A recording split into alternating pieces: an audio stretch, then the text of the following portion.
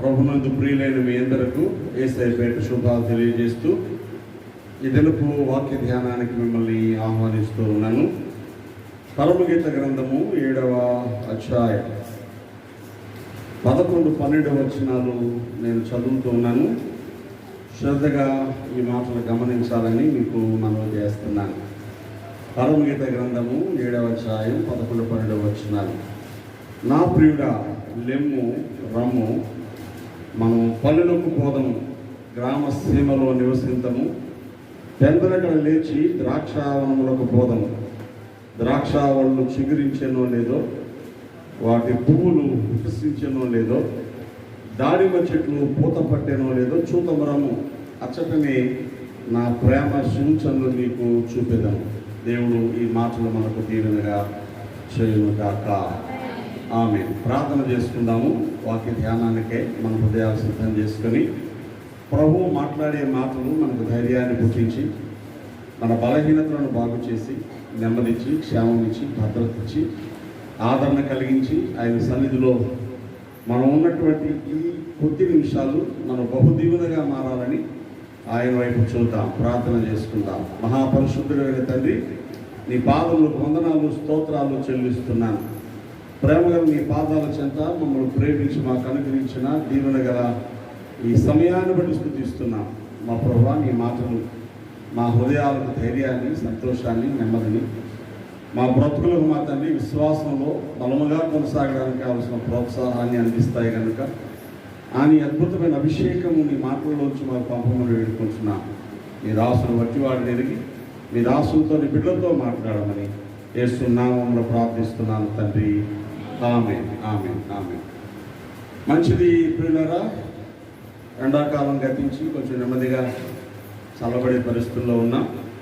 దైవ సన్నిధిలో నిరాటంకంగా ఎన్ని పనులున్నా, బలహీనతలున్నా మానక ఆరాధించడానికి ఆయన సన్నిధిలో చేరేటువంటి అవకాశాలు ప్రభు మనకు ఇస్తున్నప్పుడు వాటిని వాడుకొని దీవెన పొందాలని మీకు తెలియజేస్తున్నాను.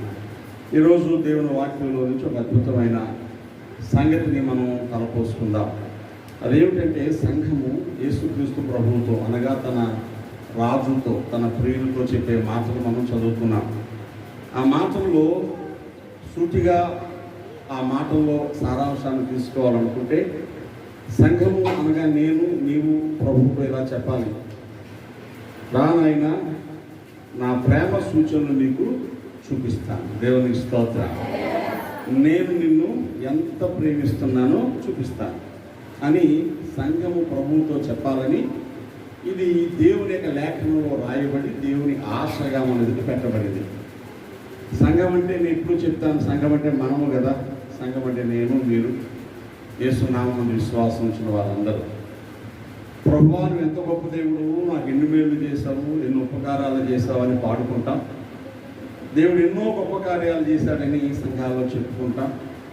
అంతేకాదు, మనం కూడా తిరిగి చెప్పాలి, ఇంతగా నువ్వు ప్రేమించావు, నేను కొంతైనా ప్రేమిస్తున్నాను. నీ ఎంత ఎలాగో ప్రేమించలేను, కానీ నేను చేస్తున్నావు ఎంతైనా నువ్వు ప్రేమగల దేవుడు, గొప్పవాడు, నువ్వు అద్భుతంగా ప్రేమిస్తావు.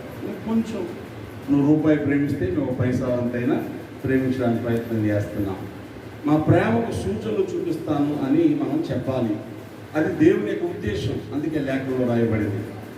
కనుక దేవుని యొక్క విశ్వాసం ఉంచిన దేవుని బిడ్డలు దేవునితో వారి ప్రేమకు సూచనలు చూపించాలి అని లేఖనం చెప్తుంది. కనుక ఎలాగున దాన్ని మనం కొనసాగించగలము, ఎలాగున అర్థం చేసుకోగలము, ఈ మాటల్లోంచి కొన్ని సంగతులు మనం తలపోసుకుంటాం. మొదటగా పరిశుద్ధ బైబిల్ గ్రంథం సంఘము దేవుని పట్ల, దేవుడు సంఘం పట్ల చూపించే ప్రేమలను గురించి ఏమని చెప్తుందో దైవ లేఖనంలో చూద్దాం. యోహాను మొదటి పత్రిక 4వ అధ్యాయం.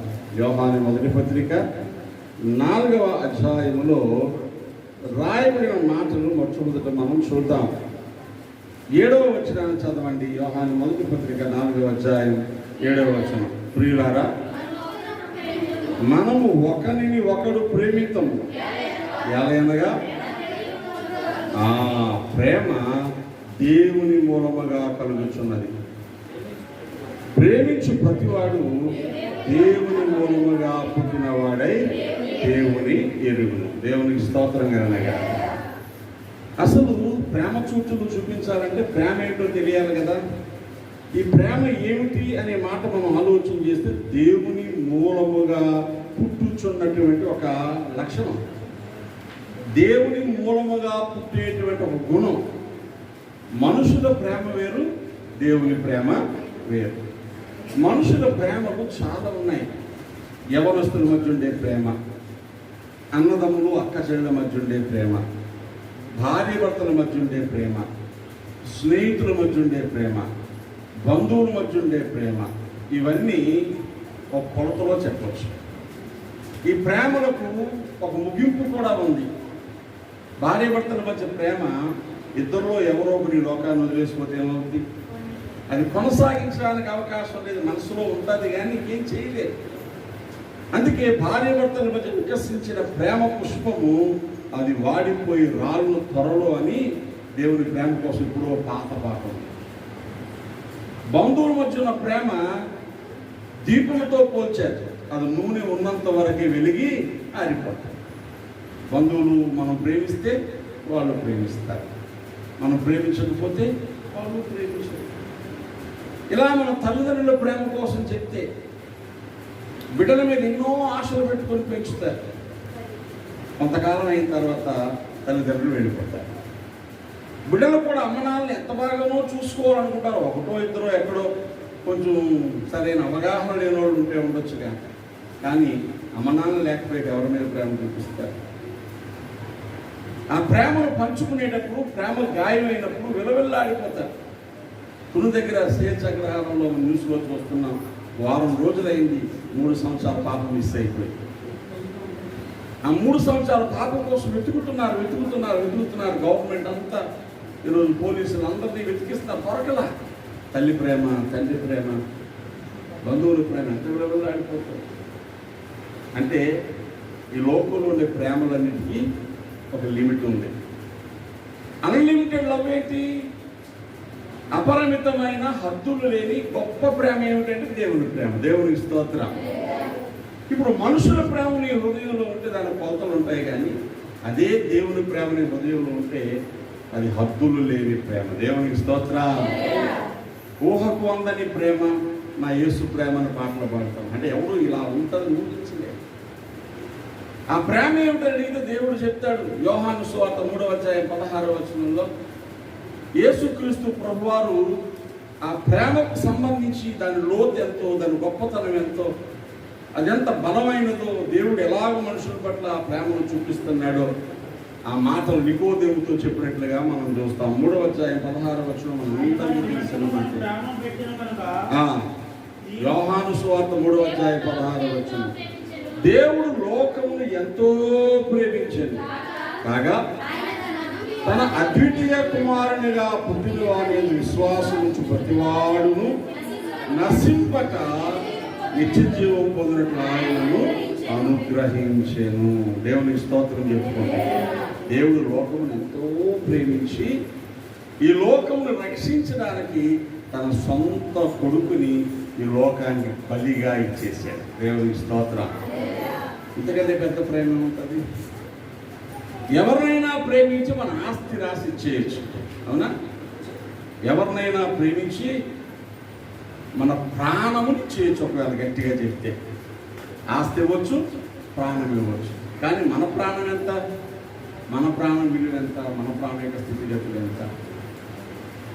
మనుషుల కోసం మనుషుడు ప్రాణం పెట్టడానికి తెగించవచ్చు. ఒకవేళ ఎక్కడైనా ఉండదు, ఒకరి నుండి తెగించవచ్చు. కానీ మనుషుల కోసం దేవుడు ప్రాణం పెట్టడం అన్నది మనిషిగా వచ్చి దేవుడు ప్రాణం పెట్టడానికి కుదరదు. ఎందుకంటే దేవుడు చావులేనుడు కనుక ఆయన మానవ రూపాన్ని ధరించి మనుషులుగా వచ్చి మన కొరకు ఆయన ప్రాణమును పెట్టిన ప్రేమ దేవుని ప్రేమ. దేవునికి స్తోత్రం. ఎలాంటప్పుడు మనం యోగ్యులుగా ఉన్నప్పుడా, మంచోళ్ళగా ఉన్నప్పుడా, పర్వాలేదు వీడి కోసం ఏమైనా ఇచ్చేయచ్చు అనుకున్నప్పుడా? కాదండి. రోమాపత్రికలో 3 మాటలు రాయబడ్డాయి. దేవుడు ఆ ప్రేమను మన పట్ల ఎలా ఎక్స్ప్రెస్ చేశాడు, ఏ కండిషన్లో ఎక్స్ప్రెస్ చేశాడంటే మీరు గమనించండి. రోమాపత్రిక 5వ అధ్యాయము 6వ వచనంలో, ఎలయనగా మనం ఇంకా బలహీనులమై ఉండగా క్రీస్తు యుద్ధకాలమున భక్తిహీనుల కొరకు చనిపోయింది. దేవునికి స్తోత్రం. ఎవరి కోసం? బలవంతుల కోసమా, బలహీనుల కోసమా? ఆయన భక్తిపరుల కోసం చనిపోయాడా, భక్తిహీనుల కోసం చనిపోయాడా? ఆయన చెప్పాడు, నేను నీతిమంతుని పిలవరాలేదు, మరి ఎవరిని? పాపుని పిలవడానికి వచ్చాను. భక్తిహీనులుగా ఉండగానే మన కోసం ఆయన ప్రాణం పెట్టేశాడు. 8వ వచనం చూడండి. దేవుడు మన ఎడల తన ప్రేమను వెల్లడిపరచుచున్నాడు. ఎట్లనగా మనం ఇంకనూ పాపులమై ఉండగానే క్రీస్తు మన కొరకు చనిపోయాడు. దేవునికి స్తోత్రం. ఎలా ఉండగా? నీతిమంతులుగా మారితే మంచోడు కోసం ఏమన్నా మంచోడ ఆ అమ్మాయి మంచిది ఏమన్నా చేయొచ్చు మనం అనుకుంటాము కదా.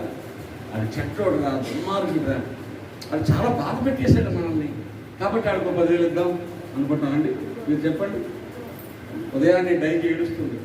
ఏమంటే అమ్మ కొట్టేసింది అని తాతయారు పిలుచుకొని వచ్చిన అమ్మ కొట్టేసినట్టు. అది అయితే మనం ఏ సైతం చెప్తాం, ప్రభా అమ్మకు మంచి ఆరోగ్యమి, అమ్మకు మంచి బలమి, అమ్మని దీవించని చెప్పు అని చెప్తుంది. దేవుని స్తోత్రం కదా.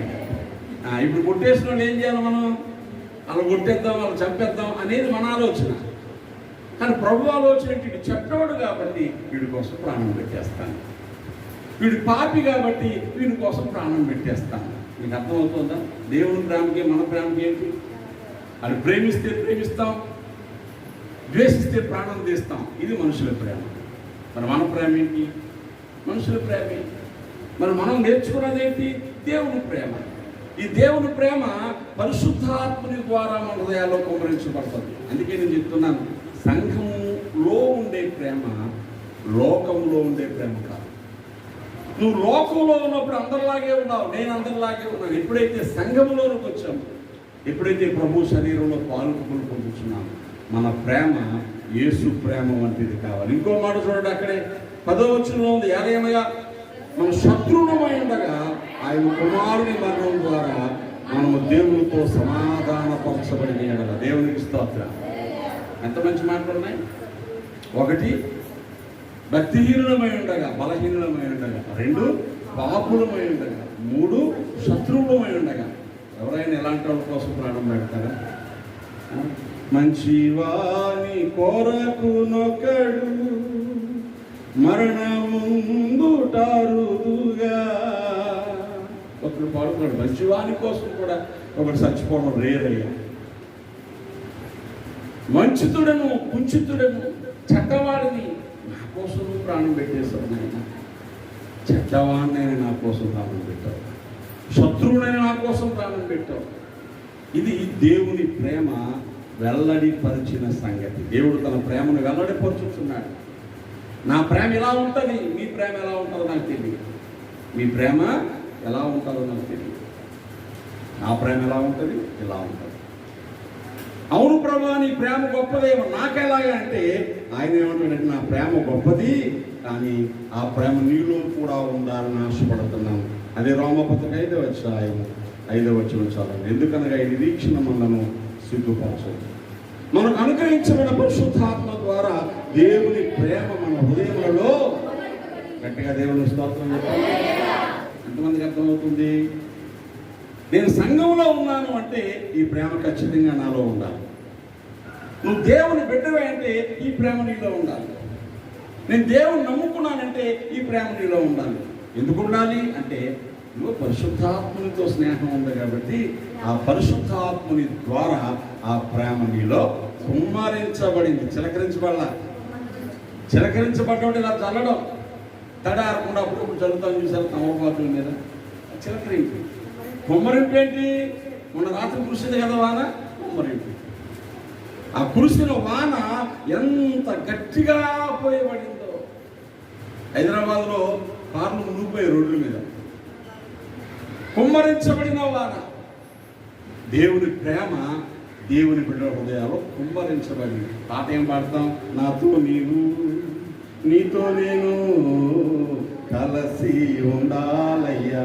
ఎవడొద్దన్నాడయ్యా? కలిసి ఉండాలయ్యా, కలిసి ఉండాలయ్యా అని అడుగుతున్నావు. ఆయన ఏమంటే నేను వద్దానన్నా? కలిసి ఉందామనే కదా అయినా అంటున్నాను. ఎవరిని? పరిశుద్ధాత్ముడే. ఇంకొందరికి అడ్వాన్స్ అయిపోయి నేను ఆత్మను పొందేసుకున్నానండి, ఆత్మాభిషేకం వచ్చేసిందండి. వచ్చేసింది, మంచిదే. ఆత్మాభిషేకం వస్తే ఎంత ఎక్కువ బలముగా పరిశుద్ధాత్మ దేవునితో స్నేహము నీకుందో అంత ఎక్కువ ప్రేమ నీ హృదయంలో కుమ్మరించబడాలి. దేవుని స్తోత్రం కలిగిన ఇది కదా సూత్రం. హల్లెలూయా. కేజీ పప్పుతో 100 బూరెలు వస్తాయా? మీరు ఎవరు వండలేరా? కేజీ పప్పు 100 రావు, 200 అస్సలు రావు. సైజు బూరెలు అయితే ఒక 20 వస్తాయి, 50 రావు. లోపల పూర్ణం పెట్టి చేస్తే ఓన్లీ 30 వస్తాయి. లేదండి నా దగ్గర 10 కేజీలు పప్పు ఉంది, ఓ సూపర్ 200 బూరెలు 300 బూరెలు వస్తాయి. అలా కాదండి, కేజీ పప్పుతో 500 బూరెలు చేశాను అన్నాం అనుకున్నాను. చేస్తే చేస్తుండాలి కళ్ళని ఎక్కడ, లేదా బలిగుడ్లా ఇంత చేస్తుండాల. నువ్వు చెప్పే మాటలకి నీ క్రియలకి కనెక్షన్ ఉండదు. ఆత్మను పొందుకున్నావు అయితే ప్రేమేది? దేవుళ్ళు బలంగా ఎదుగుతున్నావు, ప్రేమేది? ఆయనే అడుగుతున్నాడు, ఆయన నేను ఇంత ప్రేమించాను, నేను దేవునికి స్తోత్రం, నా ప్రేమ కుమ్మరించాలి నీకు, నీ ప్రేమ ఏది అని దేవుడు అడిగితే మనం చెప్పాలి. అడిగాడా లేదా దేవుడు? అడిగాడు. ఆ ప్రేమ కూడా నేను ప్రేమించిన దానికంటే నువ్వు నన్ను తక్కువ ప్రేమిస్తావా అని అడిగాడు.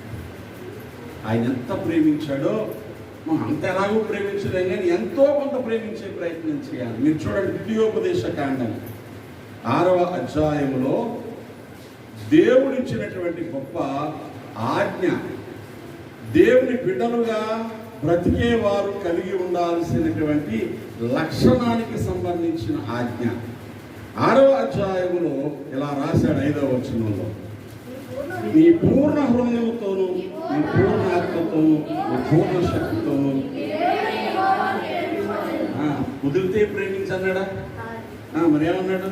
ప్రేమింపవలెను. It is a commandment. కుదిరితే ప్రేమించండి, వీలైతే ప్రేమించండి. ఆదివారం కుదిరితే ప్రార్థనకి రండి అనకూడదు. ఆదివారం ప్రార్థనకి రండి, తప్పగా రావాలి. తప్పగా చేయాల్సిన పనులు కొన్ని ఉంటాయి. అందులో దేవుని ప్రేమించడం. ఎలా ప్రేమించాలా? పూర్తిగా. ఎలాగండి? పూర్తిగా, పూర్ణ హృదయంతో, పూర్ణ ఆత్మతో, పూర్ణ శక్తితో. ఈ మూడు రెల్మ్స్ అంటారు.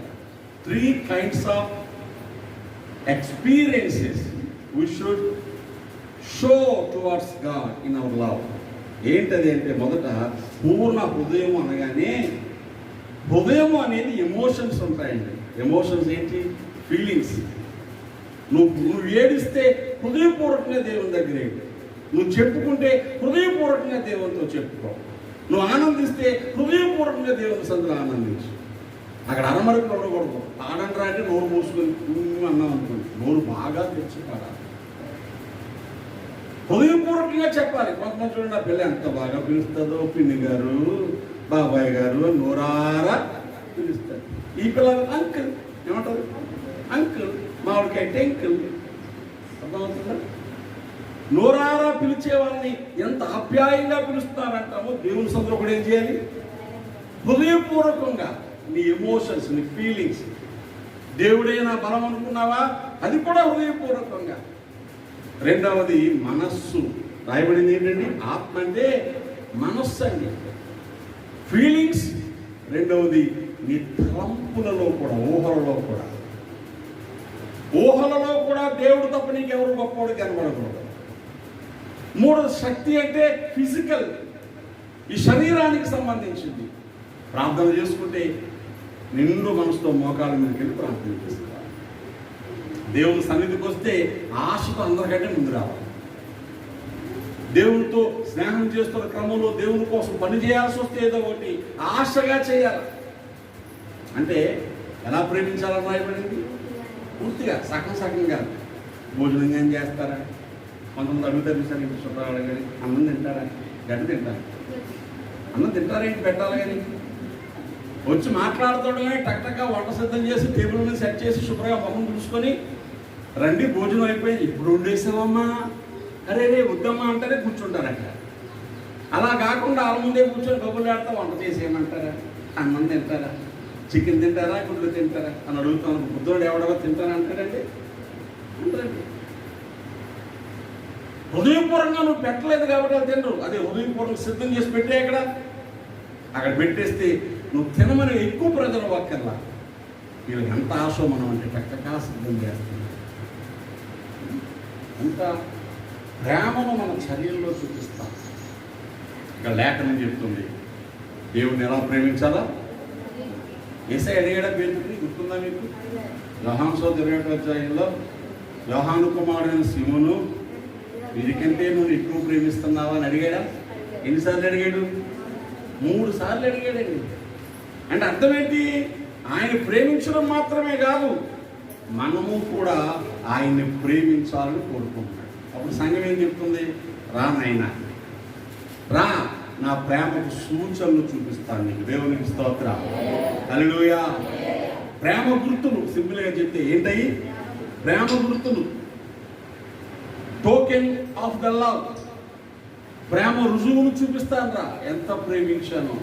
కొంతమంది పచ్చబొట్లు వేసుకున్నారు, ఇప్పుడు కూడా వేసుకున్నారు పచ్చబొట్లు. ప్రేమించిన వాళ్ళ అమ్మ పేరు, నాన్న పేరు, ఏమంటే వాళ్ళ ఆరాధించేటువంటి క్రికెట్ దేవుళ్ళు ఉంటారు కదా, క్రికెట్ ప్లేయర్స్ పేర్లు, సినిమా యాక్టర్ల పేర్లు, కొంతమంది భార్య పేరు, భర్త పేరు వేసుకుంటారు. ఎక్కడ వేసుకుంటున్నారు? ఒకప్పుడు రహస్యంగా ప్రేమించేవాళ్ళు గుండెల మీద పచ్చబొట్లు వేయించుకున్నారు, ఇలా చేతుల మీద పచ్చబొట్లు వేయించుకున్నారు చూడడానికి వీలుగా. ఇప్పుడు అందరూ స్టైల్గా ఇక్కడ వేయించుకుంటున్నారు. ఎక్కడ ఎందుకంటే ఎలా చేస్తారో కనబడుతుంది అందరికీ. అంటే వాళ్ళే చూసుకోవాలంటే ఇక్కడ వేసుకుంటారు, ఎప్పుడైనా రహస్యంగా చూసుకోవాలంటే ఇక్కడ వేసుకుంటారు. వాళ్ళ ఒళ్ళు వాళ్ళే చూసుకుంటారు. పూర్వం అలా ఉండి ఇప్పుడు అందరికీ చూపించడం ఇక్కడ వేసుకుంటున్నారు. ఎక్కడ పచ్చబొట్లు ఎక్కడ ఉన్నాయా? ఇక్కడ వేసుకుంటారు పచ్చబొట్లు. దేవుని లేఖనం చెప్తుంది, కంటికి కనబడని పచ్చబొట్టు కాదు.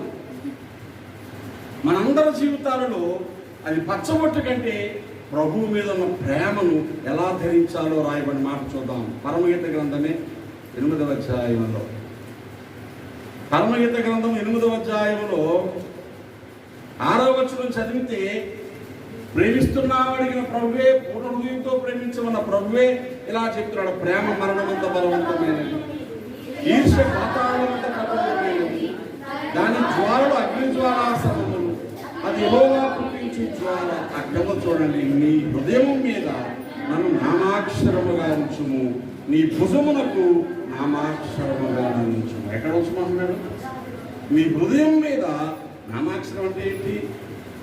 నామాక్షరం అంటే పేరును గుర్తు చేసే ఆ అక్షరాలు రాసుకో. చూడగానే నా పేరు గుర్తుందా? ఎక్కడ రాసుకుంటే ఇప్పుడు మనం పచ్చబొట్లు ఎక్కడ పొడిపించుకుంటాము?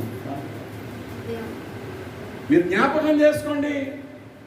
ఈ పచ్చబొట్లు కాదు పొడిపించుకోవాల్సింది. ఒళ్ళంతా పచ్చబొట్లు పొడిపించుకోవడం, తీయించుకోవడం. చాలామంది బాగా డబ్బుల వాళ్ళకి అదే పని, కష్టపడి పని చేసుకునేది మనకేం తెలియదు. కానీ చిన్న చిన్న జీవితాలు జీవించే వాళ్ళకి, లగ్జరీ జీవితాలు జీవించే వాళ్ళకి ఆ పచ్చబొట్లు పొడిపించుకోవడం కాదు పోయి ఉంటారు.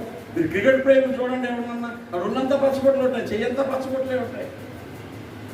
కొంతమంది పచ్చబొట్లు ఒంటి నిండా పొడిపించేసుకుంటారు. ఇక పొడిపించుకొని తీయించుకుంటే క్యాన్సర్ వచ్చేస్తుంది, స్కిన్ క్యాన్సర్. సరైన సూదులు వాడకపోతే, సరైన ఇంకు వాడకపోతే ఇదో పెద్ద లెక్క. ఇక్కడ ఇది కాదు, ఇంకుతో కాదు, దేంతో రాయాలా? నీ ప్రవర్తనతో, నీ బ్రతుకుతో అక్కడ రాసుకోవాలి. అందుకే లేఖనం చెప్తున్న మాట ఏంటంటే, యోహాను మొదటి పత్రికలోకి రండి. నీ ప్రేమ, దేవుని మీద నీకున్నటువంటి ఇష్టము, అది ఎలా ఉండాలో చెప్పిన మాటలు మనం చూస్తాం.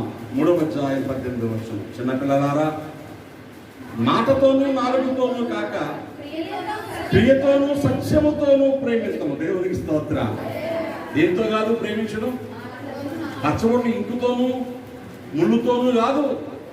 ఏం చేసుకోవాలి? నీ ప్రవర్తనతో పచ్చబొట్లు వేసేసుకోవాలి. పిచ్చుకలు చూసారా ఎవరైనా?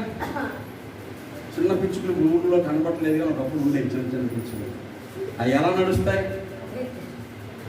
ఎప్పుడైనా చూసారా?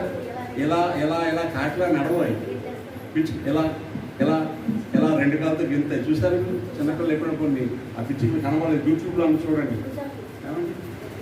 ఆ పిచ్చుకలు చూస్తే ఇలా ఇలా గెలుతాయి. నేను చిన్నప్పుడు అడిగేవాడిని, పిచ్చుకలు ఎందుకు అలా గెలుపుతున్నాయి అని. మా అమ్మమ్మ చెప్పింది, అయ్యి దేవుని దగ్గర పూజ కొట్టాయంటే బాబు 2 కాళ్ళు కట్టేశాడు దేవుడు. ఏం చేశాడు? అందుకే 2 నడవు, ఆ కాళ్ళకి బంధాలు వేసాడంటే నిజమే అనుకునేవాడిని. మరి కనపడమంటే దేవుడు వేసి మనకు కనపడవు. అందులో కొంత ఆత్మిక చింతన ఉంది. ఇప్పుడు చాలామంది బంధాలు వేసుకున్న వాళ్ళ ఉంటారు, సులువుగా నల్లేరాడు, జీవితంలో సుఖం ఉండదు. కొంతమందికి పర్సనల్గా బంధం వేసి ఉంటుంది, డబ్బులు ఉంటాయి ఖర్చు పెట్టుకోలేరు. ₹10 ఉంటే 2.5 ఖర్చు ఉంటుంది. ₹10 ఏం చేయాలో తెలియదు. అర్థమవుతుందా? జేబు రుమాలు పెద్దది, టాలో చిన్నది అయిపోతుంది అనుకుంటా. మొహం చూసుకుందామంటే పెద్ద అయిపోద్ది, చుట్టుకుందామంటే చిన్నది అయిపోద్ది. కప్పుకోవడానికి దుప్పడ పొడుగు చాలదు, పడుకోవడానికి మంచం పొడుగు చాలదు అంటాడు బైబిల్లో. సాధించాల జీవితాలు. బంధాలు బంధకాలే, బంధాలు కాదు బంధకాలే. బంధకం అంటే కట్టేసినటువంటి సంఖ్యల కట్టి కనబడు. కొంతమందికి అలా చూస్తున్నా ఇటు చాలా యాత్ర పడిపోతున్నారు, వీళ్ళు చాలా నలిగిపోతున్నారు. ఎందుకు నలిగిపోతున్నారు, ఎందుకు యాత్ర పడుతున్నారంటే కంటికి కనబడినటువంటి బంధకం ఏదో ఉంది. అలాగే ఇప్పుడు మనం కూడా బయటికి కనబడవు, మన హృదయాల్లో మన ప్రవర్తనలో దేవుని ప్రేమిస్తున్నామన్న రుజువులు కనబడాలి. దేవుని స్తోత్రం కలగాలి. ప్రేమ అంటే ఏంటో చెప్పాను, దేవుడు ఎంత ప్రేమిస్తున్నాడో చెప్పాను, దేవుడు మనల్ని ప్రేమించమంటున్నాడు అనే విషయం కూడా చెప్పాను. ఎవరైనా కాస్త ముందుకు వచ్చి ప్రభువా నేను ప్రేమిస్తాను పాట పాడతాయి కదా, నిన్నే ప్రేమింతును అర్థం లేదా, తెగ పాడేస్తాను. నిన్నే ప్రేమింతును, నిన్నే ప్రేమింతును, నీ వెనుదిరుగా నీ సన్నిధిలో మోకరించి. ఎంత చక్కగా పాడతాము, నీ సన్నిధిలో మోకరించి నీతో సాగిపోతాను, నిన్నే ప్రేమించాను. అలా నేను అదే అంటాను అప్పుడప్పుడు, నిజముగా భక్తి చేయండి, నిజముగా పాడండి. ఒకవేళ ఎప్పుడైనా మనకు ఆలోచించు, ప్రభువా ఇంతగా నన్ను ప్రేమించావు, నేను నిన్ను ప్రేమిస్తానయ్యా అంటే ఆ ప్రేమ ఎక్కడ ఉండాలా? హృదయం నిండా ఉండాలి, మనసు నిండా ఉండాలి, ఒంటి నిండా ఉండాలి. అలా గుర్తించుకోండి. పూర్ణ హృదయంతోనూ, పూర్ణ ఆత్మతోనూ, పూర్ణ శక్తితోనూ. ఇది ఆ ప్రేమను చూపించడానికి ఉన్నటువంటి స్టేజ్లై రంగం. హృదయంలో ప్రేమ చూపించు, ఆత్మలో ప్రేమ చూపించు, శక్తిలో ప్రేమ చూపించు. దానికి తెలియకుండానే మన ప్రవర్తనలో ఆ ప్రేమను చూపించాలి. దేవునికి స్తోత్రం కలుగుతుంది. చెప్పేస్తాను, ద సైన్స్ ఆఫ్ లవ్. ఈ ప్రేమ గుర్తులు బహిరంగంగా కొన్ని ఉంటాయి, కనబడకుండా అంతరంగంలో కొన్ని ఉంటాయి. కొన్ని క్రియలను చూపించాలి. ఇంత ఏం రాయబడింది? నాలుగుతోనూ మాటతోనూ కాక క్రియతోనూ సత్యము. క్రియ అంటే శరీరంతో చేసేది, సత్యం అంటే మనసులో ఉండే ఆలోచనలో ఉండేది. ఏంటది? ఒక వ్యక్తి దేవుని ప్రేమిస్తున్నాడు అని చెబితే ఖచ్చితంగా నేను ఇవాళ ఉదయం ప్రార్థన చేశాను, ప్రభువా నేను నిన్ను ప్రేమిస్తున్నాను, నువ్వంటే నాకు చాలా ఇష్టం, నీ కోసం బ్రతకడానికి నాకు ఆయుష్ ఎందుకు కావాలా? నీ కోసం బ్రతకడానికి నీ ఆయుష్. నువ్వు నాకు ఆయుష్ ఇస్తే ఈ ఆయుష్తో నీ పనులే చేయాలి, కానీ నా కోసం కొంచెం, నీ కోసం ఎక్కువ. అలా నీ కోసం బ్రతకలేనప్పుడు, నా కోసమే బ్రతకాలనుకున్నప్పుడు ఇక నా ఆయుష్ వద్దు. ఉదయకాలం ప్రార్థన చేసుకున్నాను. ఆయుష్ ఇస్తే ఆయన కోసం బ్రతకాలి, బలం ఇస్తే ఆయన పనే చేయాలి. నాకేమున్నా పాట పాడతాం, నేనేమై ఉన్నాను నీ దయవలనేనయ్యా, నాకున్నవన్నీ నీ ఇచ్చినవేనయ్యా. పాట ఎంత బాగుంటుందో. అన్నీ నువ్వు ఇచ్చినవే.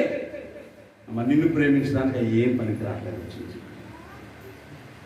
నేనేమై ఉన్నాను నీ దయే, కానీ నేను నీ కోసం బ్రతకలేకపోతున్నాను. కాబట్టి దేవుని ప్రేమిస్తే మన హృదయంలో ఆ లక్షణాలు నిండిపోయి బయటికి కనబడతాయి. హృదయం నిండిన దాన్ని బట్టి నోరు మాట్లాడుతుంది. నీ మాటలన్నీ దేవునికి ఇష్టమైన మాటలు మాట్లాడుతున్నావంటే నీ హృదయం ఏముండిపోయింది? దేవుని ఇష్టము, దేవుని ప్రేమ ఉంది. ఎప్పుడు చెప్పుకునే మాటలే. అపొస్తలుల కార్యాలు 2వ అధ్యాయం 42వ వచనం చూస్తే అక్కడ దేవుని ప్రేమిస్తున్న వాళ్ళు చేసే పనులు ఉన్నాయి. దేవుడు అంటే నాకు ఇష్టము అని చెప్పే వాళ్ళు చేసే పనులు ఉన్నాయి. ఒకవేళ నీవు కూడా దేవునికి నీ ప్రేమను చూపించాలనుకుంటే ఈ పనులు, ఈ అలవాట్లు నీ జీవితం నిరంతరం ఉండాలి. అపోస్తలుల కార్యాలు 2:42. అపోస్తలుల బోధ యందును సహవాసమందును రొట్టె విరుచుట యందును ప్రార్థన చేయుట యందును ఎడ అంటే మానకుండా ఉండాలి. అది దేవుని ప్రేమించాలి. దేవుని ప్రేమిస్తున్నామని చెప్పడానికి రుజువేంటి? ఏంటి? ఈ అలవాటు మానకుండా చేయాలి. బోధ వినాలి, మానకుండా బోధకు లోబడి బ్రతకాలి. నేను దేవుని ప్రేమిస్తున్నాను కాబట్టి ఆయన నాకు ఏం చెప్తాడో అని అనుదినము ఆయన గడప దగ్గర కూర్చున్నాను. అనుదినము నా గడప మీద కూర్చుని నా ఉపదేశం ఇరువారు ధన్యులు అని రాయబడిందా లేదా? సామెతలు 8:35. దేవుని ప్రేమిస్తే నేను మాట్లాడినాను. సహవాసమందును, సహవాసం అనే మాటకు అర్థం స్పెండ్ టైం అని అర్థం, సమయమును గడపాలి. దేవుని ప్రేమిస్తే దేవుని ప్రజలతో సమయాన్ని గడపాలి. ఎక్కడెక్కడ గడుపుతున్నాం అంటే ఎక్కడైనా గడుపుతాం, దేవుని సన్నిధిలో తప్ప. 3వది రొట్టె విరుచుట యందును అంటే అర్థం ఏంటి? ప్రభు బలలో పాలు పప్పులు పొందడం అంటే అదేదో ప్రసాదంలా తీసుకోమని కాదు. యేసయ్య నా కోసమే చనిపోయాడు. ఆయన మరణమును గూర్చి, అందులో ఉన్న ఆశీర్వాదాన్ని గూర్చి నేను ఇంకెవరికైనా చెప్పాలి అని ఒక తీర్మానంతో అందులో చేయి పెట్టాలి. బలలో పాలు పప్పులు పొందేవాళ్ళు ఏం చేయాలి? యేసయ్య నా కోసం మరణించాడు అనే విషయాన్ని, ఆ మరణంలో ఆశీర్వాదం అనే విషయాన్ని, అది నీకు కూడా అనే విషయాన్ని కూడా చెప్పాలి. మరణమును ప్రచురము చేయాలి. ఆయన ఎందుకు మరణించాడో మనం చెప్పాలి. దేవుని స్తోత్రం. ప్రార్థన చేయుట యందు ఎలాగా? ప్రార్థన చేయుట. ఇది బయటికి కనబడుతుందా? కనబడదా? బోధ వినడం బయటికి కనబడుతుందా? అంటే క్రమం తప్పకుండా ఎక్కడ పోతున్నావు? వాన వచ్చినా పోతున్నావు ఏంటి? ఫంక్షన్ ఉన్నా పోతున్నావు ఏంటి? ఎలా మన సొంత సేలు పోస్తా ఉన్నా పోతున్నావు ఏంటి అంటే ఏం చెప్పాలా? నేను దేవుణ్ణి ప్రేమిస్తున్నాను. దేవునికి స్తోత్రం కలిగిన హల్లెలూయా. యేసయ్య మనల్ని ప్రేమించి ఏం చేశాడు? పరలోకం నుంచి ఈ లోకానికి వచ్చేసాడు. మన కోసం పరలోకాన్ని కట్టించాడు, ప్రాణం పెట్టేశాడు, మరలా వచ్చి తీసుకెళ్తానని చెప్పాడు. గొప్పవాళ్ళ ప్రేమ అని గొప్పగానే ఉంటుంది. దేవుని స్తోత్రం కలిగిన. ఆగ్రాలో తాజ్మహల్ ఉంది. చాలామంది ఇళ్ళలో బొమ్మలు ఉంటాయి, ఫోటోలు ఉంటాయి. తాజ్మహల్ ఏంటో మీకు తెలుసా? పెద్ద కోట, కానీ అదొక అమ్మాయి సమాధి. తాజ్మహల్ ఏంటి? ముంతాజ్ బేగం అనేటువంటి షాజహాన్ ప్రేమించిన తన భార్య సమాధి ఆగ్రాలో యమునాను ఒడ్డిన పాలరాతితో కట్టించాడు. ప్రేమకు సూచనది. ఎండొచ్చినా పోతున్నావు, వానొచ్చినా పోతున్నావు, వరదొచ్చినా పోతున్నావు, సీత అయినా పోతున్నావు అంటే ఐ లవ్ జీసస్. దేవునికి స్తోత్రంగా ఉంది. హల్లెలూయా. ప్రేమిస్తే ఏం చేయాలి? రుజువును చూపించు.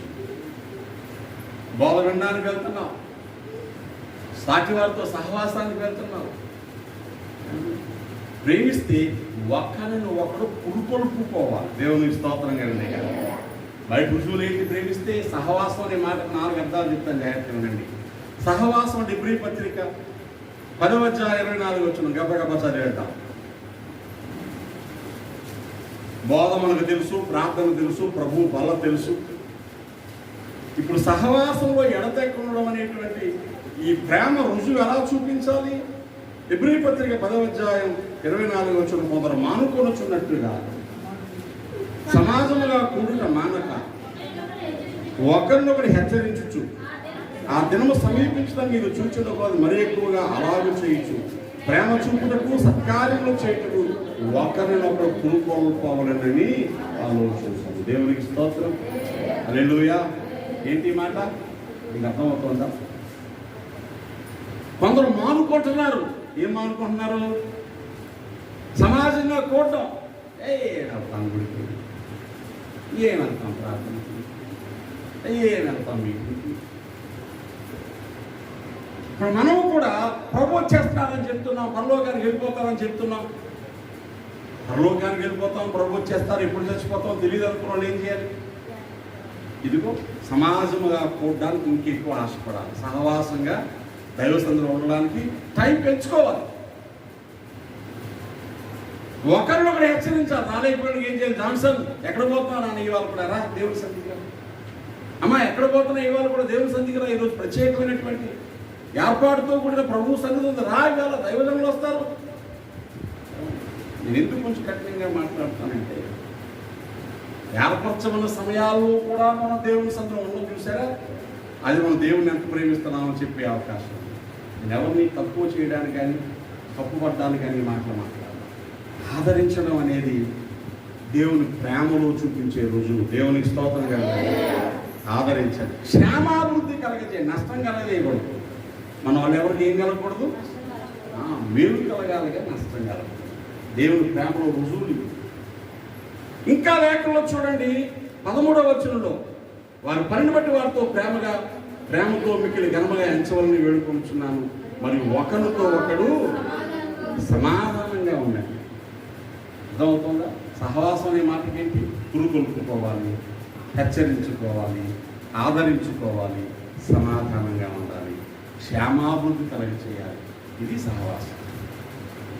నువ్వు దేవుని ప్రేమిస్తే ఎవరిని హెచ్చరిస్తున్నావు, లేక ఎవరి చేత హెచ్చరించబడుతున్నావు, ఎవరికి క్షేమం కలగజేస్తున్నారు, ఎవరు నిన్ను బట్టి ఆనందిస్తున్నారు, ఇది మనం అర్థం చేసుకోవాలి. సమాధానం ఉండాలి, సమాధానం ఉండాలి. ఒకరికొకరు పొసగని పరిస్థితులు కనబడతాయి. కొంచెం అందరూ ఒక దగ్గరే ఉంటారని ఒకరంటే ఒకరు డివిజన్స్, గ్రూపు ఎంత దరిద్రంగా ఉంటుందో తెలుసా? దేవుని శరీరంలో ఈ విభేదాలు ఉన్నాయనుకోండి, నీ వల్ల ఇతరులు పాడైపోతారు, నీ వల్ల సంఘం పాడైపోతుంది. ఇప్పుడు నీకు అర్థం కాదు, నీ వల్ల దేవుని పని పాడైతే నీకున్నదంతా పాడైపోయింది. ఆ పాడైపోయిన రోజులు గుండెలు బాదుకుంటారు. చెప్పాను కదా, కొంతమంది బంధకాలు వేసినట్టు ఉంటాయని. ఎందుకు బంధకాలు? నీ వల్ల దేవుని పని పాడవుతుంది కాబట్టి నీకు బంధకాలు తగిలేస్తారు.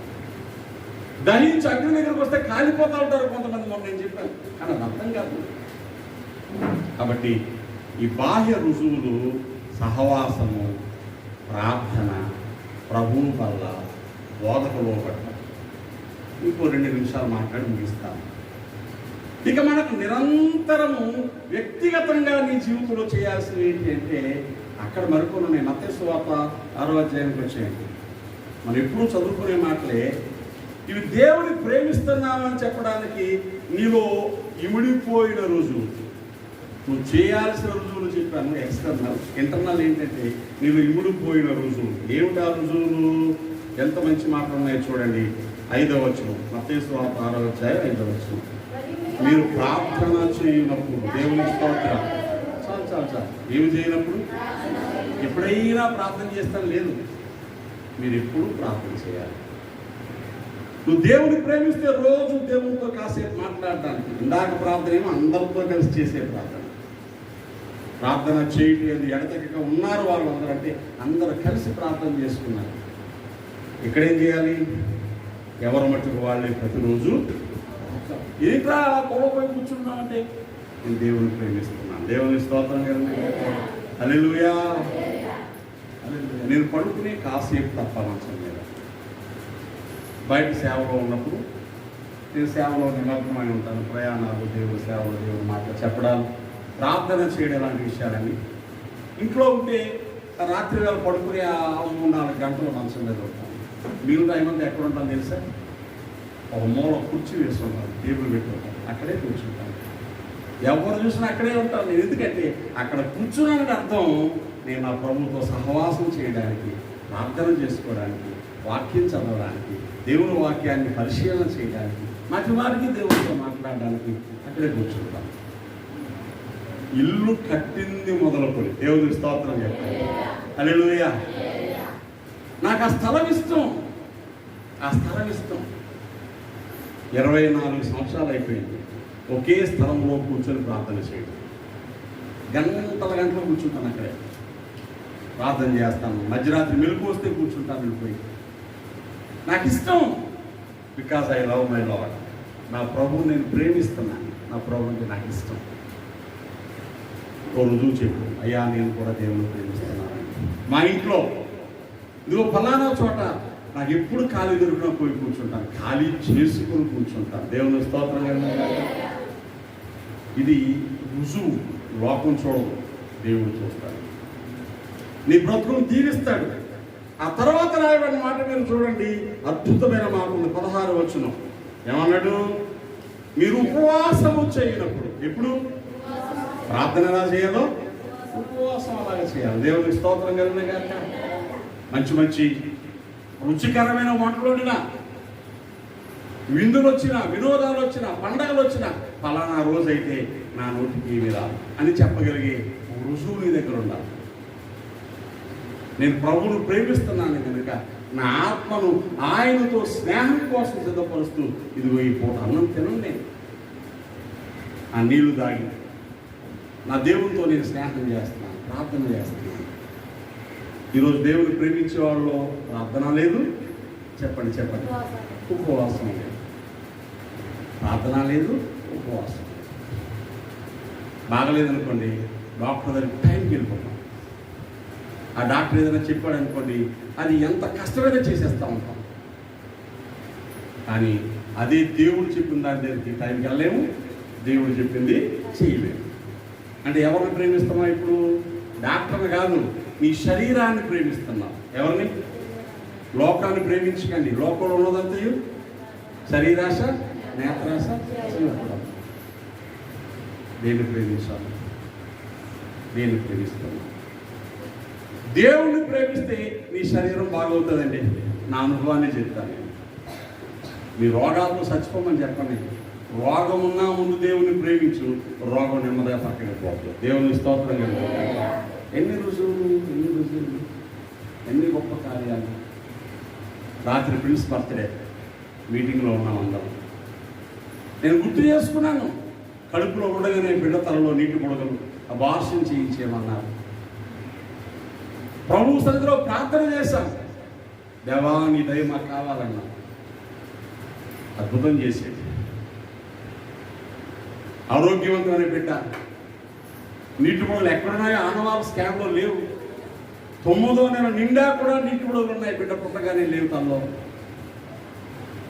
వైకల్యం, మానసిక వైకల్యంతో మెంటలోడుగా పుడతాడన్నారు. అక్కడ పుట్టిన ఎదుగుదల ఉండదన్నారు. వాడికి ఎన్ని తెలివితేటలో. నేను బర్త్డే, ఆడికి 3వ బర్త్డే. వచ్చిన అందరూ అడుగుతున్నాడు, రాగానే ప్రైజ్లాడు చెప్తున్నాడు, హ్యాపీ టు ఏది అంటే కేక్ ఏది అడుగుతున్నాడు. దేవుడు అద్భుతాలు చేసే దేవుడు, ఆశ్చర్యకార్యాలు చేసే దేవుడు. శరీరంలో బలహీనత ఉంది కాబట్టి నిండు గర్భిణి కూడా సేవలోనే ఉంది. లేక దేవుడు బిడ్డలు ఇస్తే 2వ నెల కుర్చీకి దేయట్లేదు మన పిల్లలు. ఏమిటి డాక్టర్ పని చేయొద్దండి. గుళ్ళో కూడా కుర్చీలో కూర్చొని ఇవ్వద్దంట. కింద కూర్చోగలిగినంత కాలం కూర్చుంటే సుఖప్రసవాలు అవుతాయి. ఇక ప్రార్థనకు రారు, ఆలు ప్రార్థనకు రారు, వాళ్ళ అమ్మ ప్రార్థనకు రారు. ఏమంటే కూతురు కడుపుతో ఉంది కాబట్టి సేవ చేత కూర్చోవాలి. ఆ తర్వాత ముక్కుతో పుడితే దాని సేవ చేత కూర్చోవాలి. ముందేమో గర్భఫలం అన్నా, ఇప్పుడు గర్భం రాగానే ఫలం రాగానే అది టెంకాయ అయ్యేదాకా మనం గుడికిరాం. దేన్ని ప్రేమిస్తున్నావు? ఎవరిని ప్రేమిస్తున్నావు?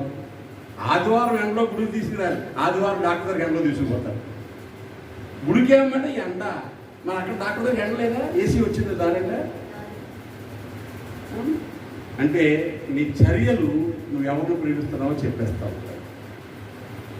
ఎవరిని ప్రేమిస్తున్నావు నీకు అర్థం కావాలని చెప్తున్నాను. చిన్న చూపు చూడలేదు.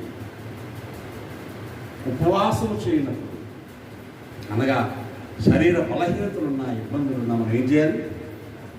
ఉపవాసించాలి. దేవుని ప్రేమిస్తున్నామని చెప్పడానికి అదే. 1 నువ్వు ప్రార్థన చెయ్యి, 2 నువ్వు ఉపవాసము చెయ్యి, 3 నువ్వు 19వ వచనం చదవండి. ఏం రాయబడింది? భూమి మీద ధనము కూర్చుకొనవద్దు, ఇక్కడ చిమ్మిట తుప్పు తినివేయును, దొంగల కన్ను వేసి దొంగలేదరు, పరలోకముది మీ కొరకు ధనమును కూర్చుకోండి. దేవుని స్తోత్రం. పరలోకంలో డబ్బు దాచుకోవాలి. ఇక్కడ దాచుకోవడం అందరికీ తెలుస్తుంది. అత్త తెలియకుండా కోడ తెలియకుండా అత్త, భర్త తెలియకుండా భార్య తెలియకుండా భర్త దాచుకోండి తప్పలేదు. కానీ అదే సమయంలో పరలోకంలో కూడా దాయండి. ఇరాన్ ఇస్రాయల్ యుద్ధం జరుగుతుంది. ఎన్ని ఇళ్ళు పడిపోయాయి, ఎన్ని బ్యాంకులు పడిపోయాయి, ఎంతమంది డబ్బులు భూమిలో పోయాయి, దాచినవి ఏమయ్యాయి. హర్ముజ్ జలసంధిలో షిప్పులు ఉన్నాయి భారతదేశానికి సంబంధించినవి కూడా. మన అమెరికా దాని మీద బాంబులు వేసింది, భారతదేశానికి చెందినటువంటి చాలా మంది చచ్చిపోయారు. ఒక ఇంజనీర్ కోసం రాయబడింది. ఆ ఇంజనీర్ చెప్పాడని భార్యతో ఆ రాత్రి ఫోన్ చేసి, ఇదిగో సెలవులకు వచ్చేస్తున్నాను నేను, మ్యారేజ్ని ఘనంగా సెలబ్రేట్ చేసుకుందాం, పిల్లలకు బోల్డ్ అని పొందామని బాంబు వేస్తే రాత్రి చచ్చిపోయాడు. చెప్పండి, కళలు ఏమవుతాయి, ఆశలు ఏమవుతాయి? ఈరోజు మనకి ఎంత ఆశ ఉందో జీవితం అంటే, తప్పని నేను చెప్పను, కానీ భూమి మీద కూర్చుకున్నవన్నీ తుప్పు పట్టేస్తాయి. ఏం పట్టేస్తాయి? ఆ తుప్పు పట్టేస్తాయి. దొంగలు ఎత్తుకుపోతారు, అన్నం వేస్తారు. మరి ఎక్కడ దాచుకోవాలా? దేవుని స్తోత్రం చెప్పండి. పరలోకంలో దాచుకోవాలి. అందరూ గట్టిగా స్తోత్రం చెప్పండి. మీకు అర్థం అవ్వాలని చెప్తున్నాను. సుమా, ఫంక్షన్లు చేస్తాం, స్టేజ్కి బోల్డ్ అంత పెడతాం, డెకరేషన్స్, ఈ బెలూన్స్ బోల్డ్ అంత పెడతాం. నాకు నచ్చవు. పిల్లలు అన్నారు, డాడీ 2 రోజులు మీటింగ్స్ మీవి, మీరు మీ సంఘం ఏం చేస్తారు? ఆఖరి రోజు మాది, మీ ముగ్గురు మీకు 35 సంవత్సరాల యానివర్సరీ చేయాలనుకున్నాం, కాదనకండి, ఒక్కసారి నువ్వు బ్రతుకున్నట్టు ఓకే అన్నాను, కానీ డబ్బులు నేను 1 పైసా ఇవ్వాలని చెప్పాను. డెకరేషన్లకు పెడతాం, తారాజు బాంబులు తుసుకు అని పెడతాం, పాస్టర్ గారి జేబులో 500 పెడతాం. నువ్వు పేర్చిన బాంబు పాటు కూడా చేయడండి పాస్టర్ గారు. ఒక రోజంతా వస్తాడు కదా, కుటుంబాన్ని వదిలేసారు, ఇంట్లో ఆవిడకి బాగలేకపోయినా, పిల్లలకు బాగలేకపోయినా, చిన్నపిల్లలు చూడకుండా 3 రోజుల ముందు పడి ఇక్కడ వాళ్ళకి 7 నెలల కొడుకు భార్య ఫోన్ మీద ఫోన్ చేస్తూ ఉంటే, అయ్యగారి దగ్గరికి వచ్చాను 3 రోజులు ఉండాలంటాడు. 3 రోజులు ఇక్కడే ఉండిపోయాడు. మన పిల్లవాడు బాబు కుటుంబానే కదా, పాస్టర్ గారు మాట కదా.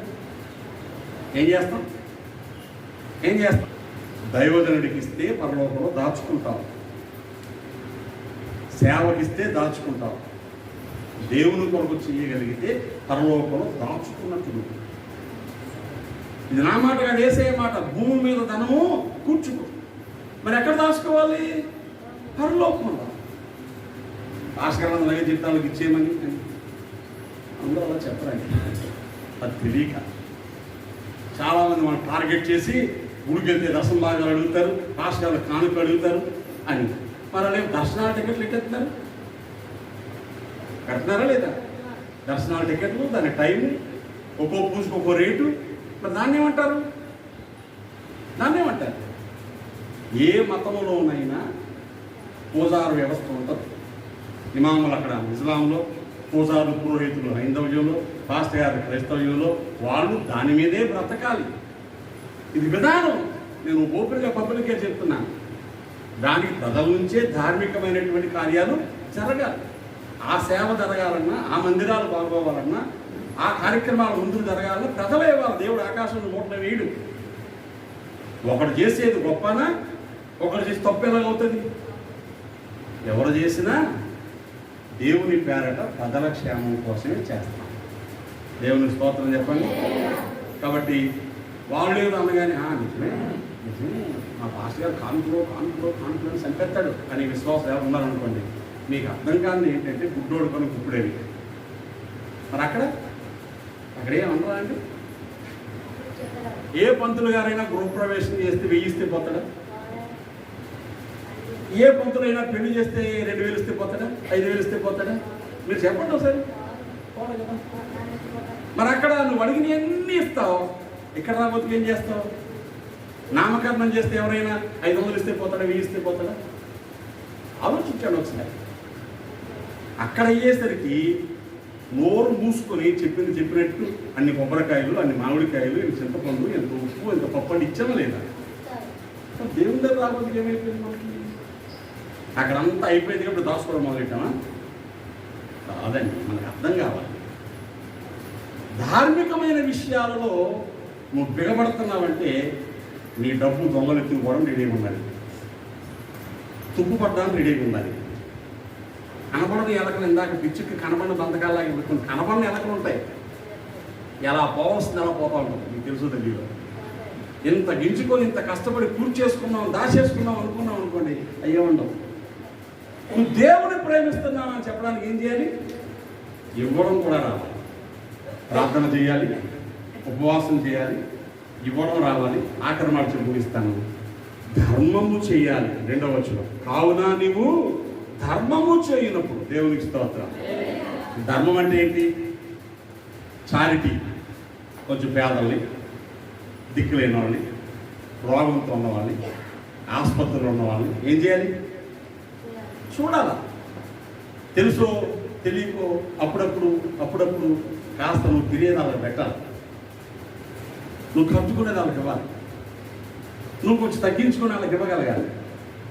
ఇది కూడా దేవుణ్ణి ప్రేమించదు. ఎందుకంటే లేఖనం చెప్తుంది, కంటికి కనబడే సహోదరుని ప్రేమించలేనాడు కంటికి కనబడే దేవుణ్ణి ఎలా ప్రేమిస్తాడు అన్నాడు యోహాను భక్తుడు. దేవుడు అంటే చాలా ఇష్టం, ఆయన ఇంట్లో ముందు ప్రేమించు, బంధువులు ప్రేమించు, దిక్కులేని ప్రేమించు. అప్పుడు దేవుడు అంటే ఇష్టమని మనకి అర్థం అవుతుంది. మనుషులు ప్రేమించకపోతే దేవుడిని ఎలా ప్రేమిస్తాడు? అందుకే ప్రియులారా, దేవుడు మన నుంచి ఏం కోరుకుంటున్నాడు? ప్రేమకు రుజువులు. నువ్వు ఎంత ప్రేమిస్తున్నావో నాకు రుజువు చూపించు. నేను ప్రేమించిన దాన్ని రుజువులు చూపించాను.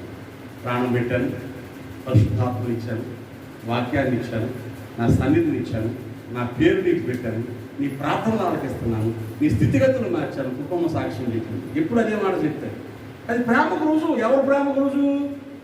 గట్టిగా చెప్పండి, ఎవరు ప్రేమకు రుజువు? యేసయ్య ప్రేమకు రుజువు. ఆ కృపలో చూపించిన ప్రేమకు కూడా గుళ్ళో కూడా రుజువులు ఉంటాయి. మనం దేవుని ప్రేమించామని చెప్పడానికి ఏం చేయాలి? రుజువులు. చిన్నదో పెద్దో నీకు రుజువు ఉంటుంది గుళ్ళో, అవి కంటికి కనబడతాయి. కనబడని రుజువులు చాలా ఉండాలి. వస్తువులు కొంటాం, కార్యాలు చేస్తాం, దేవుని పేరట శ్రమ పడతాం, కన్నీరు కాలుస్తాం, పొట్టముడు వేసుకుంటాం, ఉపవాసాలు చేస్తాం, ప్రార్థనలు చేస్తాం. ఇవన్నీ ప్రేమ రుజువులే. దేవునికి స్తోత్రం కలిగింది కాదు. ఈ కడవ దినాలలో ప్రభువును ప్రేమించామనుకోండి, ప్రేమ దేశంలో సులువుగా వెళ్ళిపోతాం. దేవుని స్తోత్రం కలిగింది కాదు. హల్లెలూయా. ఏదో ఒక రోజు లోకాన్ని వదిలేస్తే ఎక్కడికి వెళ్ళాలా? యేసయ్య దగ్గరికి వెళ్ళాలా? మరి ఆయన ప్రేమిస్తే కదా ఆయన దగ్గర ఉండడానికి అవకాశం ఉంటుంది. ప్రేమ దేశంలోకి వెళ్ళాలంటే ఏం చేయాలి? గొలుసు చేయించాలనుకున్నాం, మన దగ్గర పొలానికి కొంచెం తక్కువ ఉంది. ఆయన ఏమన్నాడు? అమ్మ పొలం దాటితే కానీ చేయలేమన్నాడు. అప్పుడు మనం ఏమంటాం? అలాగా పొలం దాటాలా? మా ఇంట్లో మన స్లాబ్ అయితే మిగిలిపోయిన ఐరన్ రాడ్ ఉంది, వాడు తీసుకొని చేసేయని చేస్తాడా? చేయడా? ఏమి పెయింట్ వేస్తున్నాడు తమ్ముడు శత్రకు, ఆ కొంచెం తక్కువ వచ్చింది, 2 మీటర్ల మూడు మిగిలిపోయింది. అది రాయల్ ఎమల్సన్ పెయింట్ ఎక్కడో కొన్నాడు, అది తేవాలా? మనం అన్నాం, అవునా తక్కువ వచ్చిందా? మొన్నే కొన్నాం సొమ్ము, అది కలిపేసేసి. ఏది కలిపేసేసి ఎవరిలోని? సొమ్ము పావు బస్తా ఉండిపోయింది. నీకు కావాల్సిన పిడికిడే కదా, ఈ పెయింట్లో పావు బస్తా సొమ్ము వద్దు, పిడికిడి కలిపి వేస్తే ఏమవుతుంది? బాగోదు కాదు, ఏ కానీ పొచ్చి చూడొచ్చేస్తుంది. వేస్తా ఉంటేనే బ్రష్ ఇరిగిపోతుంది, అది ఇరిగిపోతుంది. బంగారం ఏం కలపాలా? ఇంట్లో ఉంది కదా రాగి కలిపెడతాను, మా ఇంట్లో పెద్ద రాడ్తో నిలువు కలిపెడతాను, లేదా ఆనందం అడిగితే ఒక ముక్క పట్టుకొస్తాడు అందులో కలిపెడతానంటే ఆనంద డిమాండ్ పెరిగిపోతుంది. అలా కలిస్తే కనుక కలవదు. అలాగా ఏం కావాలా? ప్రేమ దేశానికి వెళ్ళడానికి ఏం కావాలి మన దగ్గర? గట్టిగా చెప్పండి, ప్రేమే కావాలి. అందుకే రండి, ఐ లవ్ యూ జీసస్ అని రాసుకున్నాను. ఎక్కడ రాసుకున్నాను? వాట్సాప్లో రాశాను, ఫేస్బుక్లో రాశాను, ఐ లవ్ యూ అని. ఎవరికి కావాలి? నీ ప్రేమకు రుజువులు చూపించు. దేవుని స్తోత్రం కలిగినాయి కదా. కాబట్టి ప్రియులారా, బాహ్య రుజువులు చెప్పాను. బోధలో ఉండు, సహవాసంలో ఉండు, తోటి వారితో యునైట్ అయ్యి, ప్రార్థనలో ఎడతెక్క, సహవాస ప్రార్థనలో ఉండు, బహుభావంలో ఉండు. అంతర్గత రుజువులు చెప్పాను. నువ్వు ప్రార్థన వ్యక్తిగతంగా చేసుకో, ఉపవాసం క్రమం తప్పకుండా చేసుకో, నీ ధనమును పరలోకంలో కూర్చుకో, ధర్మము చేయడానికి ధార్మిక కార్యక్రమాలు చెయ్యి. ఇవన్నీ ఏంటంటే నేను దేవుని ప్రేమించడానికి రుజువు. దేవుని స్తోత్రం. నేను ప్రేమిస్తున్నాను అని చెప్పకుండా నీ ప్రేమను చూపించు. ఎంత ప్రేమిస్తానో చెప్తాను రాదా, చూపిస్తాను రాదా? సులభం ఏముందండి? నా ప్రియుడారా ఎంత ప్రేమిస్తానో పాటలు పాడతాను అక్కడ, ఎంత ప్రేమిస్తానో బోధ చేస్తాను అక్కడ అందా. ఎంత ప్రేమిస్తున్నాడో చూపిస్తాను అంది. దేవుని స్తోత్రం. కళ్ళుతో చూడు, మనసుతో చూడు, నేను ఎంత ప్రేమిస్తానో తెలుస్తాను. ఈ మధ్యాహ్నం దైవ సందులో చేరిన మనం దేవుని ప్రేమించే అవకాశం మన అందరికీ ఇవ్వబడింది. అది ఎంత వాడుకుంటున్నామన్నది ఇంపార్టెంట్, ఎలా చూపిస్తున్నామన్నది ఇంపార్టెంట్. నువ్వు సరిగ్గా దేవుని ప్రేమిస్తే ఆయన ప్రేమించి వారందరినీ ఆయన ఏం చేస్తారు చెప్పనా? ఈ మాట చెప్తారా? తను ప్రేమించే వారిని ఆయన ఆస్తికర్తలుగా చేస్తాడు. దేవుని స్తోత్రం కనుక నెంబర్ 1 ఏం చేస్తారు? ఆస్తికర్తలుగా. నన్ను ప్రేమించేవారు జీవమును కనుగొంటారు. దేని కనుగొంటారు? ఆయుష్కర్తలుగా. నన్ను ప్రేమించే వారిని భూమి యొక్క ఉన్నత స్థలాల మీదకి ఎక్కిస్తాను. అంటే అర్థం ఏంటి? అధికారాన్ని ఇస్తాను. ప్రేమిస్తేనేనండి, ప్రేమిస్తేనే. మా పాస్ గారు చెప్పారు కదా, ప్రభుదాసయ్య గారు, ఇష్టలైన వారే. ఎవరు? అందరికీ కాదండి. ప్రేమిస్తేనే ఇష్టంగా ఉంటాం. ఇష్టలైన వారికి దీవెనలు వస్తాయి. అర్థం చేసుకుందాం. ఇంకా భక్తులు ఎదగాలని, బలంగా ఉండాలని, నేను ప్రయాసపడి చేసిన ఈ పనిలో ఒక్కరు కూడా పరలోకానికి వెళ్ళకుండా తప్పిపోకూడదనే స్వార్థంతో ఈ బోధ చేస్తున్నాను. దేవుని స్తోత్రం కలిగి మీరు పరలోకానికి ఫిట్టే. మీరు ప్రభుత్వ బంధం ఏర్పరచుకోండి. సుడిగాలను వచ్చినా, తుఫాన్లు వచ్చినా, పెనుగాలను వచ్చినా, పాక మీద పడాల్సిన చెట్టు ఎక్కడ పడిపోయినాక పడితే పాక మీద అప్పుడు దాకా అక్కడే కూర్చున్నారు బ్యాచ్ అంతా. అలా లెక్కనే కన్నుస్తాం విరిగి అక్కడే పడిపోయింది. ఉండగా పడితే 5-6 కార్యక్రమాలు చేయాల్సి వచ్చింది. అవునా? పరదేశంలో ప్రియులారా, మన పొరగిది కాదు. ఇప్పుడు దేవుడు ఎంత ప్రేమ చూపించాడో, ప్రాణము నుంచి, మరణము నుంచి ప్రాణాన్ని కాపాడాడు. దేవుని స్తోత్రం కదా. ఒక కేకలేస్తే సరిపోతా? మరి ఏం చేయాలి? ఏం చేయాలి? ఈ ప్రాణమును దేవుని కోసం వాడాలి. దేవుని స్తోత్రం కదా.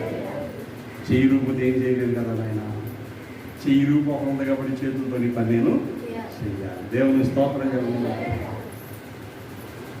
ఆయన పాదాలు ప్రభువును కనికరించు, నీ కోసం బ్రతకడం నేర్పించు, నీ చిత్తం చేయడం నేర్పించు, నీకు అప్పగించుకోవడం నేర్పించు, నీ నామాన్ని మహిమపరచడం నేర్పించు, నేను ప్రేమించడం నేర్పించని ప్రార్థన చేద్దాం. గౌరవతల వచ్చి కళ్ళు మూసుకోండి. నా ప్రియుడా రా, గ్రామసీమలకు పోదాం, పల్లెలకు పోదాం. ద్రాక్షలను చిగురించనో లేదో, దాడిమ చెట్లు పూత పట్టునో లేదో, అక్కడ వెళ్ళి చూద్దాం. అక్కడే నా ప్రేమకు సూచనలు నీకు చూపిస్తాను. నువ్వు చెప్పు, నా ప్రేమ సూచనలు చూపిస్తాను నాయన. నాతో రా, నాతో రా, నాతో రా. నోరు తెరిచి ఒక్క నిమిషం ప్రార్థన చేసుకోండి. ఎవరు పట్టుకోవాలి? ఇంత విన్నాం కదా. నీ ప్రేమను ప్రభువు దగ్గర చెప్పగలవా? యేసయ్య ఎంత ప్రేమిస్తున్నానో తెలుసా? నువ్వంటే నాకు ఎంత ఇష్టమో తెలుసా? ఎన్ని రుజువులు ఉన్నాయో తెలుసా? ప్రభా, నేను ప్రేమిస్తున్నాను యేసయ్య చెప్పగలవా? నువ్వు ఆ ప్రేమకి సూచనలు చెప్పగలిగితే దేవుడు గొప్ప కార్యాలు చేస్తాడు. మనం ప్రార్థన చేద్దాం. పరిశుద్ధమైన తండ్రి వందనాలు. ఈ సమయంలో నీ పాదాల చెంత నేను, మీరు నాకు ఇచ్చిన సంఘ బిడ్డలు, ఈ మాటలు వింటున్నవారు, నిన్ను ప్రేమిస్తున్నాం ప్రభు అని చెబుతున్నాం. మేము పాడుతున్నాం. ప్రజల ముందు మాకు మా దేవుడు అంటే చాలా ఇష్టమని చెబుతున్నాం. అందుకు తగ్గట్టుగా బ్రతకడం నేర్పించండి. ఆ ప్రేమ రుజువులు, సూచనలు మా జీవితాల్లో నిండుగా ఉండడానికి సహాయం చేయండి. నేను ప్రేమిస్తూనే, నీతో సహవాసం చేస్తూనే ఆ గొప్ప ప్రేమ దేశానికి మేము రావడానికి చూపించాలి. ఇంకెక్కడైనా ఎవరైనా ప్రేమలో కొంచెం బలహీనపడితే, తగ్గి ఉంటే దయతో క్షమించి దాన్ని సరిచేయమని వేడుకుంటున్నాం. ఈ ఆరాధన సమయంలో మాతో మాట్లాడిన నీ మాటలన్నిటికీ వందనాలు చెల్లిస్తున్నాం. మహిమగత ప్రభావాలు పొందడం యేసు పరిశుద్ధ నామమున ప్రార్థించి వేడుకుంటున్నాం పరమ తండ్రి. ఆమేన్, ఆమేన్.